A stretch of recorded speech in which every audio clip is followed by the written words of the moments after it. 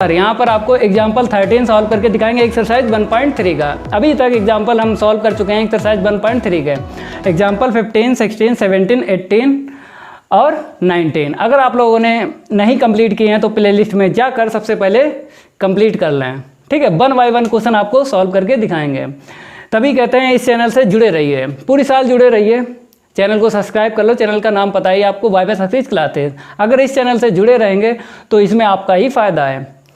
आपको fully syllabus जो है कंप्लीट करवाएंगे, चैप्टर 1 से लेके चैप्टर 13 तक। इतने ही चैप्टर हैं। पहला चैप्टर जो है हम पढ़ा रहे हैं रिलेशन एंड फंक्शन। अगर आपको रिलेशन एंड फंक्शन अच्छे से सीखना है तो आपको स्टार्टिंग से ही पढ़ना पड़ेगा, ठीक है। जब आप स्टार्टिंग से पढ़ोगे तभी आपके समझ में आएगा।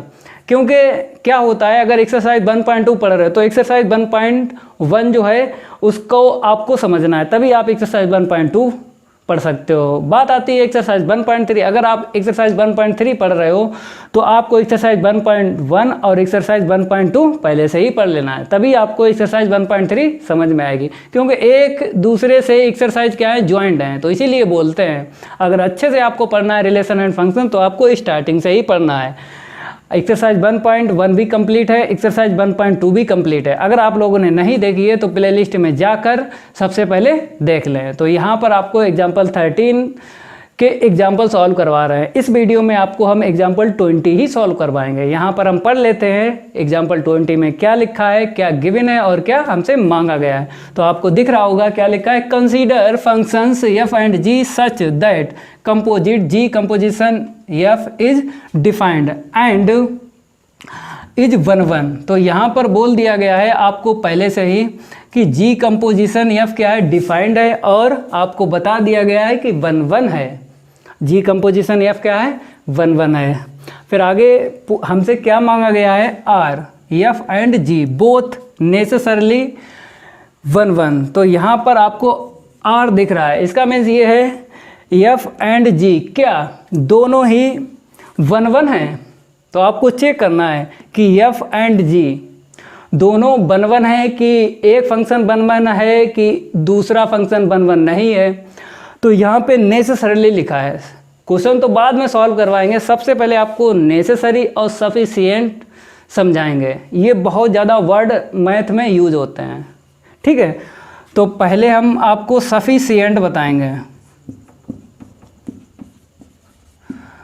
अब नेसेसरी यहाँ पे लिखा है पहले से ही। अगर आपसे कोई कह दे कि सफिशिएंट का मीन्स क्या है तो आपको हम एग्जांपल बता देते हैं, वैसे ही आपको समझा देना है। जब भी सफिशिएंट की बात करें तो अगर हम ये कहते हैं हाथी की 4 टांगें होती हैं, हाथी की 4 टांगें होती हैं तो क्या है, सफिशिएंट है। या कुत्ते की 4 टांगें होती हैं तो सफिशिएंट है। और नेसेसरी की हम बात करते हैं, अगर कोई ये कहते हैं नेसेसरी का मीन्स क्या है तो आप लोगों को हम एग्जांपल बता देते हैं। नेसेसरी का भी आप लोग बता देना कि नेसेसरी का मतलब यही है। अब बात आती है नेसेसरी, ठीक है। हम आपको बता देते हैं, जैसे आपने कहा 4 टांगें होती हैं, नाम नहीं लेना है, कुत्ते का, हाथी का, बकरी का नाम नहीं लेना, आपको डायरेक्ट बता देना 4 टांगें होती हैं। तो इसका मीन्स है पता नहीं 4 टांगें किसकी होती हैं, हाथी की होती हैं, बकरी की होती हैं, तो नेसेसरी बोलेंगे। जब नाम ना लें कि 4 टांगें किसकी होती हैं तो नेसेसरी। अगर आप नाम लेके कहते हो कि बकरी की 4 टांगें होती हैं तो आपको सफिशिएंट बोलना है, ठीक है। नाम अगर ले ले तो सफिशिएंट, अगर नाम ना ले तो नेसेसरी। अब आपको क्लियर हो गया होगा नेसेसरी या सफिशिएंट। तो यहाँ पर नेसेसरी इसीलिए लिखा है कि f और g में क्लियर नहीं है कि कौन 1 है, आपको चेक करना है, ठीक है, कि f function and g function 1 होगा या नहीं होगा। तो इसे हम रफ कर देते हैं। अब आपको सबसे पहले क्या लिखना है, एग्जाम्पल 20 जो सॉल्व करें सबसे पहले क्या लिखना है, यहाँ पर बोल दिया गया है कि 2 फंक्शन कंसीडर हुए हैं f एंड g। फिर आगे लिखा है such that composite means in दोनों का कंपोजिशन। ये आपको दिख रहा है कंपोजिट, इसका मीन्स ये है कि ये आपको दिख रहा है ओ, इसको बोलते हैं कंपोजिशन। तो कंपोजिशन से ही कंपोजिट यहाँ पे लिख दिया है। f और g का कंपोजिशन बताया है क्या है, डिफाइंड है, और ये 1 है। तो सबसे पहले यही लिख लेना है गिवन, ठीक है। तो इसका सॉल्व आप लोग देख लो यहाँ पे given that g composition f is 1 1, ठीक है। तो ये क्या है, जी कंपोजिशन एफ जो है 1 1 है। तो आपको इसी से एक मैपिंग लिख लेना है। कैसे? Then defined mapping. आप लोग एग्जाम्पल 18, एग्जाम्पल 19 अच्छे से पढ़ लेना है, ठीक है। इसमें आपको बता दिया गया है कि जी कंपोजिशन एफ में चाहे एग्जाम्पल 18 देख लो चाहे 19 देख लो, तो वहाँ पर मैपिंग गिवन है जी कंपोजिशन एफ की। तो एग्जाम्पल 18 चाहे देखो चाहे 19, यहीं से हम क्या करेंगे, जी कंपोजिशन एफ की एक मैपिंग लिख लेंगे। देखो कैसे, हम आपको बता देते हैं। G composition f such that a tends to c, ये आपको मैपिंग एग्जाम्पल 18 और 19 में मिल जाएगी, ठीक है। ये तो पहले ही कंप्लीट करवा चुके हैं, यहाँ पे 20 एग्जाम्पल सॉल्व कर रहे हैं। तो ये क्या है, 1 1 है, यहाँ पे लिखा है। तो 1 1 के लिए आपको पता है कि हम फार्मूला लिख देते हैं, क्योंकि ये तो गिवन है। फार्मूला कैसे लिखोगे हम आपको बता देते हैं। जैसे एफ और जी की बात करें तो एफ और जी में मैपिंग आएगी ये F such that a tends to be. अगर जी की बात करें, जी such that we tends to सी, ठीक है। अगर हम कंपोजिशन की बात करें इन दोनों का, यहाँ पे देख लो g composition f such that a tends to c. तो यहाँ पे सेम टू सेम क्या होता है, हटा देते हैं जब कंपोजिशन यूज करते हैं। तो यहाँ पर एक सेट ए है, दूसरा सेट बी है और तीसरा सेट क्या है, सी है। तो आपको वेरिएबल से ही इसे समझना है। ए सेट एक्स के लिए हो गया, बी सेट वाई के लिए हो गया, सी सेट जेड के लिए हो गया, ये समझना है और समझ के ही क्वेश्चन सॉल्व करना है। तो यहाँ पर ए जो होगा किसके लिए होगा, यहाँ पे देख लो, पहला सेट एक्स के लिए और सी सेट किसके लिए होगा, जेड के लिए। ये आपको हम बता रहे हैं एरो करके, लेकिन ऐसा लिखना नहीं पेपर में। जब भी पेपर में अगर आ जाए ये क्वेश्चन तो आपको समझना है केवल। यहाँ पे हमने लिखा जरूर है, लेकिन आप लोग ना लिखना, ऐसे ही समझ लेना। पहला सेट एक्स के लिए, बाद वाला सेट जेड के लिए, क्योंकि ये ए बी सी सेट हैं। 3 सेट का यहाँ पर यूज होगा एग्जाम्पल 20 में। ये क्या है, यहाँ पे बता दिया गया जी कंपोजिशन एफ क्या है, 1 1 है। तो 1 1 के लिए आपको पता है कैसे लिखते हो, फार्मूला यहाँ पे देख लो, fx1 इक्वल fx2, यही लिखते हो ऐसे करके। फिर लास्ट लाइन क्या लिखते हो, x1 इक्वल x2। फिर for every x1 comma x2, ये बिलोंग करेंगे, ये 2 एलिमेंट किस में करेंगे, इसकी मैपिंग ले लेते हैं, ठीक है। तो पहला साइड जो होता है हम 1 1 के लिए यूज करते हैं, किसके लिए यूज करते हैं, 1 1 के लिए। तो एक्सरसाइज 1.2 में ये हमने आपको सिखाया था। तो फार्मूला लगाएंगे मैपिंग से ही फार्मूला यूज करते हैं। देखो एफ के पास में एक्स है तो fx1 इक्वल fx2। अब हमने क्या देखा, यहाँ पे दोनों साइड में क्या देखा, एफ देखा। तो एफ क्या है, 1 1 है, ठीक है। तो एफ दोनों साइड से हटा देना है, तो आपको ये लाइन लिखना है। और ये दोनों एलिमेंट किस में बिलोंग करेंगे, पहले वाले सेट में। क्यों, क्योंकि 1 1 के लिए पहला सेट यूज करते हैं। ये सब समझाया है हमने, लेकिन यहाँ पर कैसे लिखोगे, यहाँ पर जी कंपोजिशन एफ है और यहाँ पे क्या था, एफ था।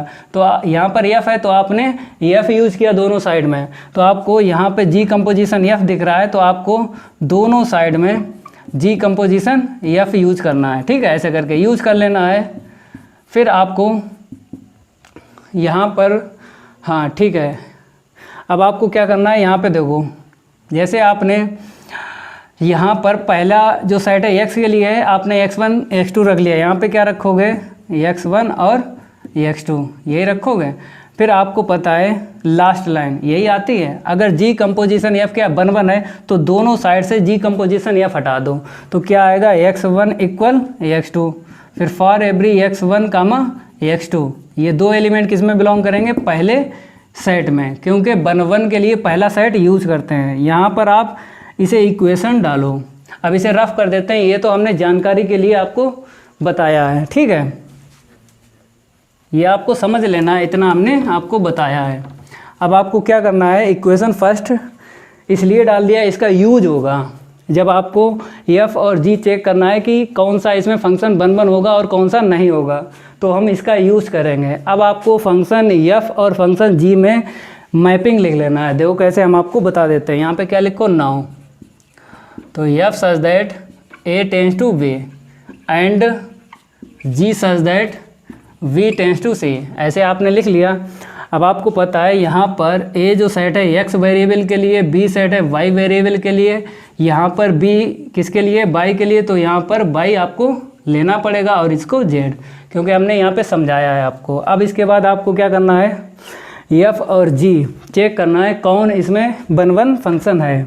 तो आपको इक्वेशन फर्स्ट ले लेना है, फ्रॉम इक्वेशन फर्स्ट, तो x1 इक्वल x2, फिर for every x1 comma x2, ये दो एलिमेंट किस में बिलोंग कर रहे हैं, ए में। यही आपको देख लेना है। ये क्या दिख रहा है आपको, सेट ए। सेट ए जो है पहले मैपिंग में है कि बाद वाली मैपिंग में है, तो पहले वाले मैपिंग में आपको ए दिख रहा है, तो इसीलिए एफ जो होगा वन हो जाएगा और जी जो फंक्शन है वो वन नहीं होगा। फिर आपको रिपीट करके बता देते हैं।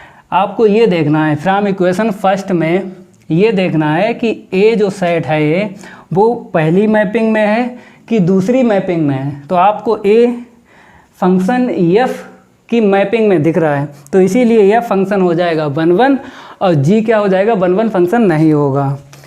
ठीक है, तो यहाँ पर बॉक्स ले लेना है। अब आपको डायरेक्ट लिख देना है। कैसे लिखोगे हम आपको बता देते हैं, इसे हम रफ कर देते हैं। अब आपको डायरेक्ट लिख देना है, hence f is one and, या आप पहले एफ के लिए लिख दो, एफ इज वन फंक्शन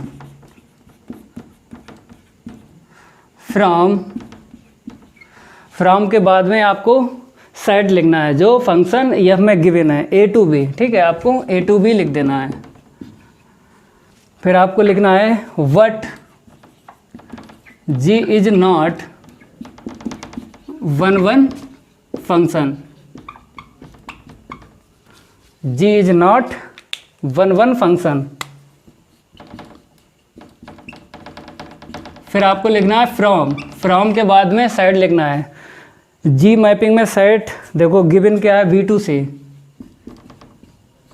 तो इतना आपको यहाँ पर लिखना पड़ेगा एग्जाम्पल 20 में। ठीक है, शॉर्ट ना करना। अगर आपने शॉर्ट कर लिया तो हम वादा नहीं करते हैं आपसे कि आपके ही 100 में 100 मार्क्स आएंगे। अगर आपने शॉर्ट किया तो आपके शॉर्ट नंबर आएंगे। जितना हम लिखते हैं, यहाँ पे देख लो आप लोग, जितना हम लिखते हैं इतना ही आप लोग लिखो। तो हम ये वादा करते हैं कि मैथ इंटर में आपके 100 में 100 ही मार्क्स आएंगे। ठीक है, और 1 बाय 1 क्वेश्चन हम आपको सॉल्व करके दिखाएंगे, और कॉपी पर आप लोग क्या करना, नोट करते रहा करो। ठीक है, जिससे आपका बुद्धि का विकास होगा। ये बात हमने पहले ही आपको बताई है। तो यहाँ पर आपको एग्जाम्पल 20 सॉल्व करके दिखाया। अब नेक्स्ट वीडियो में आपको एग्जाम्पल 21 सॉल्व करके दिखाएंगे। अगर ये मेरा वीडियो अच्छा लगता है तो लाइक करिए और वीडियो को ज़्यादा से ज़्यादा शेयर कीजिए। चैनल को सब्सक्राइब कर लीजिए। चैनल का नाम पता ही आप